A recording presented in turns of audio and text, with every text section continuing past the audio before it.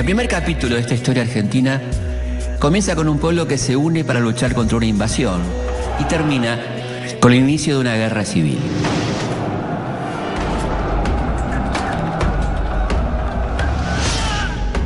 Entre estos dos hechos se suceden años muy intensos. Para echar a los españoles del Río de la Plata tendrá que correr mucha sangre. Y para organizar la futura nación, también.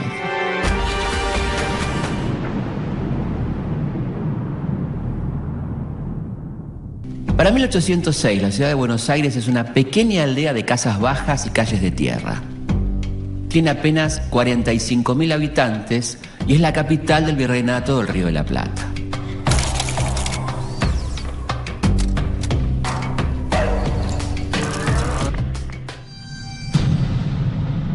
En la madrugada del 25 de junio, recibe una visita inesperada. Un colorido ejército avanza por sus angostas calles.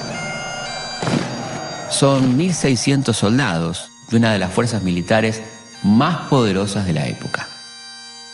Las fuerzas del virreinato son escasas y no pueden hacer nada para defenderse. Comandados por el general William Carr Beresford, las tropas llegan sin inconvenientes hasta el fuerte, la actual Casa Rosada.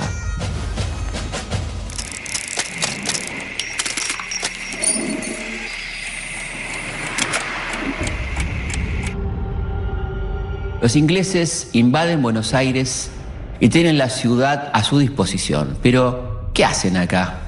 ¿Por qué atraviesan todo el océano para llegar a esta aldea perdida? Unos años atrás, después de la batalla de Trafalgar y Austerlitz, el mundo queda dividido en dos. Europa es para Francia y los mares son para Inglaterra. Los británicos han alcanzado un gran desarrollo industrial, pero como Napoleón les prohíbe comerciar en Europa, tienen que buscar nuevos mercados. La corona británica manda una poderosa fuerza naval al sur de África. Ahí se enteran de que en Buenos Aires hay un gran botín pronto a embarcar a España y rápidamente cambian el rumbo de su expedición. Pero cuando llegan al fuerte de Buenos Aires, los ingleses descubren que el tesoro ya no está. ¿Qué pasó? El virrey Sobremonte escapó de la ciudad con toda la riqueza del virreinato, dejando a los porteños a merced de los invasores. Sobremonte es alcanzado en su camino a Córdoba y los ingleses logran hacerse con el tesoro preciado. Pero si en 1806 Buenos Aires es una pequeña aldea, ¿por qué tiene tanto dinero en sus arcas? Porque por esa época, la capital del virreinato tiene algo de producción ganadera, pero la mayor parte de sus ingresos provienen de su puerto, el lugar donde se embarcan todas las riquezas de las minas del Potosí, o sea, en el Alto Perú, de la actual Bolivia.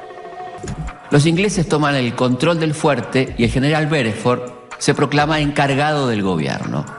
Su primer objetivo, lógicamente, terminar con la limitación que tiene la corona de comerciar únicamente con España.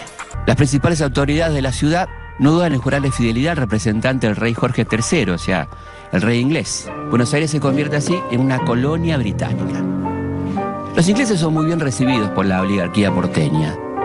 Se enteran de que el comandante inglés es muy goloso y le regalan grandes fuentes de dulces. Dicen que Beresford, tal vez ignorando las costumbres del país, cuando termina de comer esos dulces, se queda con todas las fuentes de plata. Los invasores son agasajados por las familias pudientes de Buenos Aires, pero al mismo tiempo son rechazados por la mayoría de la población. Por esos días se organizan reuniones clandestinas para reconquistar la ciudad. Hay muchas ideas, algunas muy llamativas, como hacer volar con explosivos el fuerte, o sea, la sede del gobierno. Pero entre los muchos proyectos que se discuten, el que logra mayor consenso es el de Liniers. Santiago Antonio María de Liniers es un marino de origen francés que sirve al ejército español como capitán de navío. Llega a Buenos Aires para instalar una planta de pastillas de carne, es decir, el antecedente de los cubitos de sopa. La empresa no se concreta, pero Liniers llega a codearse con lo más granado de la oligarquía porteña, lo que le permite conseguir un cargo militar. Después de unas semanas de entrenamiento, las milicias populares están listas para entrar en acción. Las fuerzas de Liniers cuentan con alrededor de 1000 hombres, pero a medida que avanza por la ciudad, el pueblo se suma a sus filas. El pueblo entra en escena y la lucha alcanza una ferocidad inusitada. No importa la disparidad de fuerzas, lo importante es echar a los ingleses con lo que tengan a mano.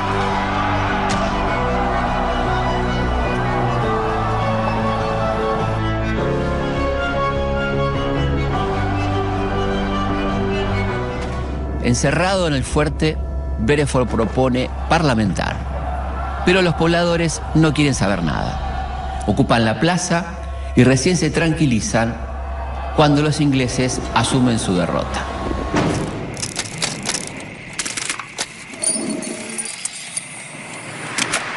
En 1806, la bandera inglesa flameó durante 46 días en Buenos Aires.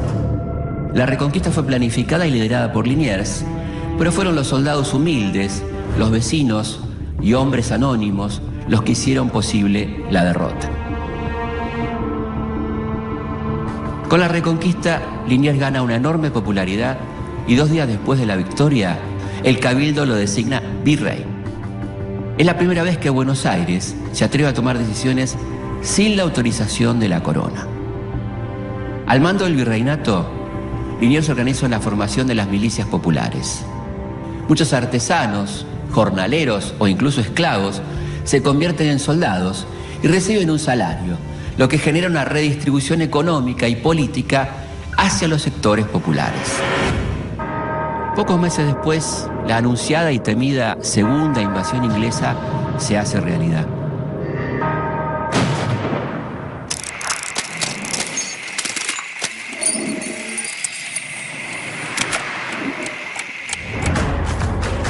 Las fuerzas inglesas son ahora mucho más numerosas, pero la ciudad está mucho mejor preparada para defenderse. Los ingleses dominan el combate hasta que el pueblo vuelve a cambiar el curso de los acontecimientos. La ciudad es escenario de una encarnizada batalla. Cada esquina es una barricada, cada casa una trinchera. El pueblo se defiende en la calle y una vez más consigue la victoria. La reconquista y la defensa son un hito fundamental de nuestra historia. Si bien todavía es muy temprano para hablar de independencia, surge por primera vez la conciencia de una identidad nacional. El 13 de mayo de 1810 llega a Río de la Plata una fragata inglesa con novedades muy importantes de Europa. Las autoridades del virreinato intentan que los periódicos no se distribuyan. A pesar de todos sus esfuerzos, la noticia se termina difundiendo. Pero, ¿qué pasó?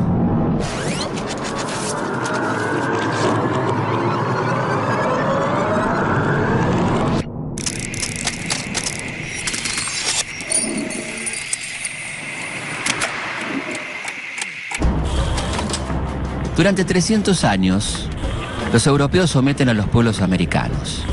Pero a fines del siglo XVIII, la dominación colonial se empieza a resquebrajar.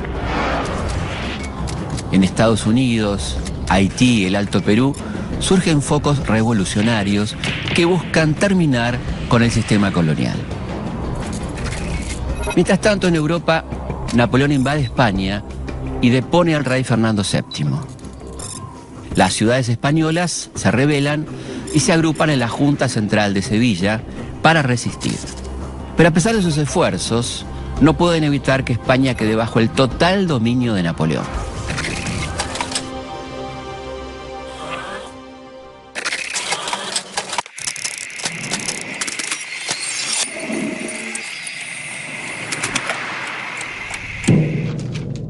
Cuando esta gran noticia llega a Buenos Aires, provoca un tremendo revuelo.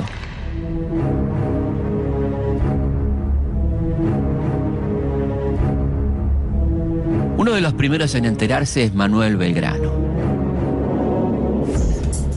Manuel José Joaquín del Corazón de Jesús Belgrano nace en Buenos Aires en 1770. Por su acomodada posición pudo estudiar en Europa, concretamente estudia Derecho en la Universidad de Salamanca, y llega al continente durante la Revolución Francesa y vuelve a América compenetrado con las ideas de igualdad, libertad y fraternidad. En la primera invasión inglesa, Belgrano es uno de los pocos que se niega a jurar fidelidad a la corona británica. En la segunda, participa activamente de la defensa de la ciudad. A partir de ese momento, junto a otros porteños, se reúne clandestinamente para pensar en un futuro de mayor libertad para la colonia. Cuando los criollos se enteran de la caída de la corona española, le exigen al virrey Cisneros la convocatoria a un cabildo abierto. El 25 de mayo se producen acalorados debates dentro del cabildo. Los realistas quieren mantener a toda costa el orden colonial. Los patriotas creen que es insostenible. En la plaza, el pueblo presiona, exige liberarse del dominio español. Después de horas de deliberaciones, los criollos logran imponerse y el 25 de mayo de 1810 dan su primer grito de libertad.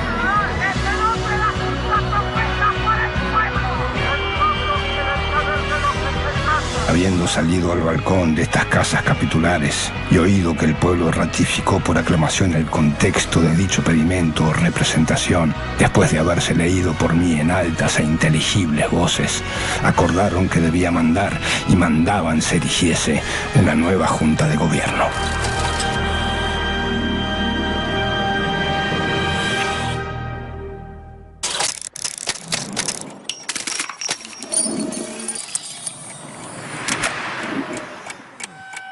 Pero expulsar a los españoles del gobierno virreinal es solamente el primer paso para la revolución. El grito de libertad del 25 de mayo es muy importante, pero apenas impacta en Buenos Aires y su periferia. Para difundir la revolución en todo el territorio, parten desde Buenos Aires 3 campañas: al Alto Perú, al Paraguay y a la Banda Oriental.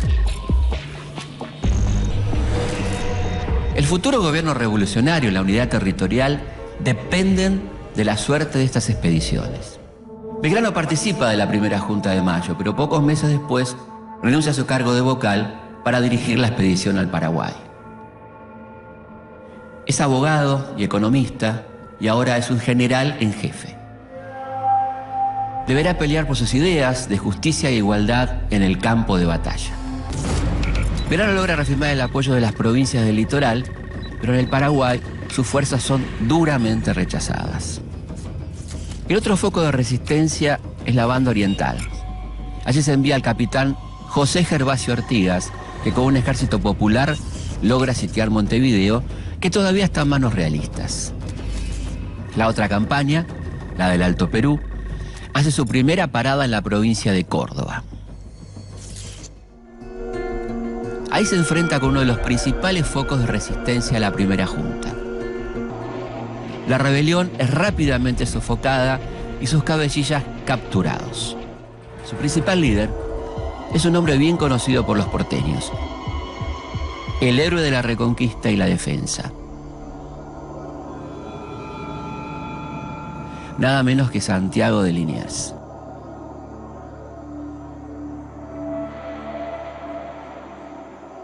Después de la Revolución de Mayo, el francés se mantiene fiel a la corona española y no duda en defender sus intereses.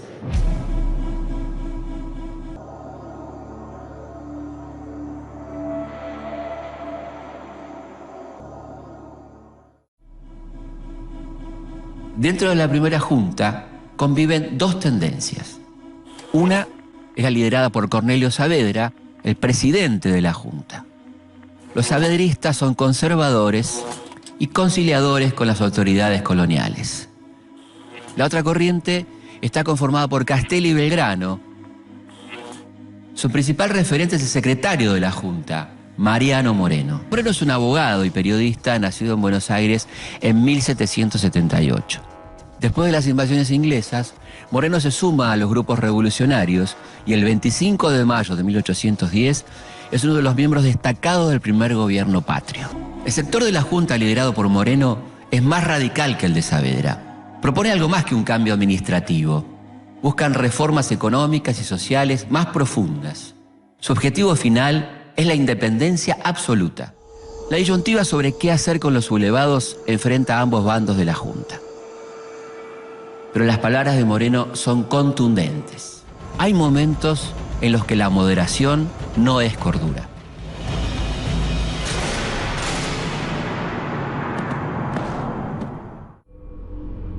A fines de 1810, mientras estas campañas llevan la revolución al resto del virreinato, llegan a Buenos Aires los diputados de la Junta Grande.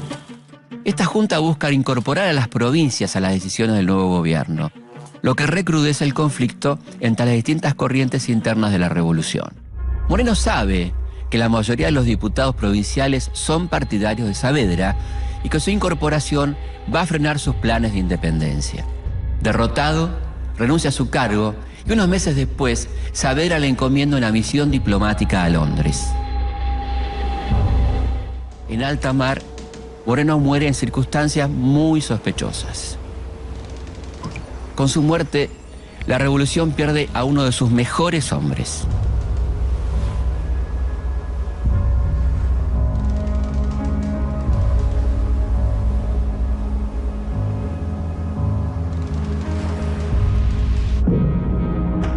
Después de fusilar a Liniers, la campaña del Alto Perú avanza hacia el norte.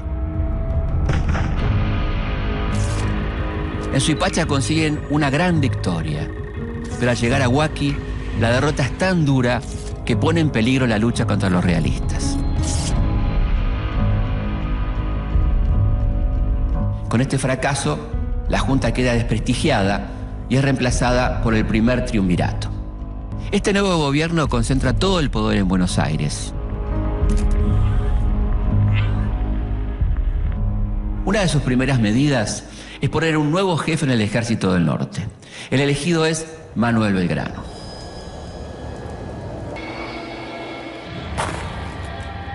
El panorama que encuentra Belgrano tras la derrota de Huaki es desolador. Ante el avance realista desde el norte, Belgrano toma una drástica decisión. Emite un bando disponiendo la retirada de toda la población de Jujuy. La orden es contundente. Hay que dejarles a los realistas la tierra arrasada. Los jujeños emprenden su éxodo y en 5 días recorren 250 kilómetros hasta llegar a Tucumán.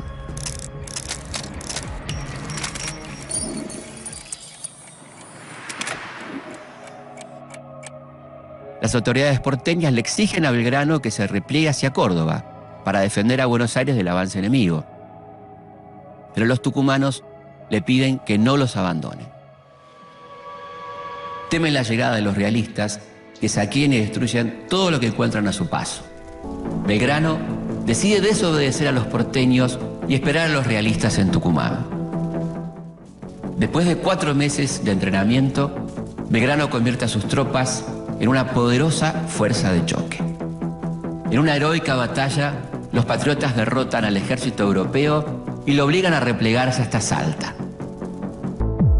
A principios de 1813, el ejército del norte parte rumbo a Salta.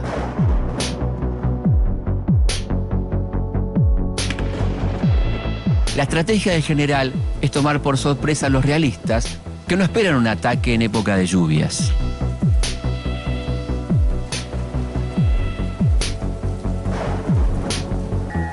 El día de la batalla amanece soleado.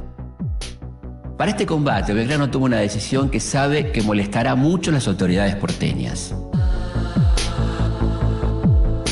Decide ir al frente enarbolando por primera vez la bandera celeste y blanca. Esa bandera que Belgrano había creado un año antes y que había sido prohibida por el triunvirato porque ofendía a España.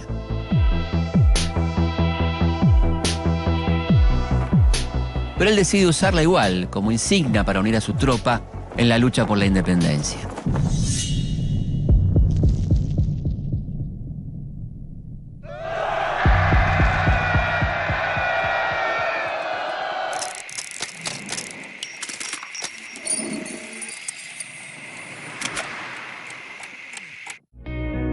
El ataque de los patriotas es feroz. A los realistas no le queda otra opción que rendirse. Esta victoria le augura un gran triunfo a la revolución. Demuestra que las fuerzas patrióticas están en condiciones de vencer a un poderoso ejército realista. Y Belgrano, el hombre de las ideas, al que muchos consideraban un flojo militar, logra un gran reconocimiento por su labor en el campo de batalla.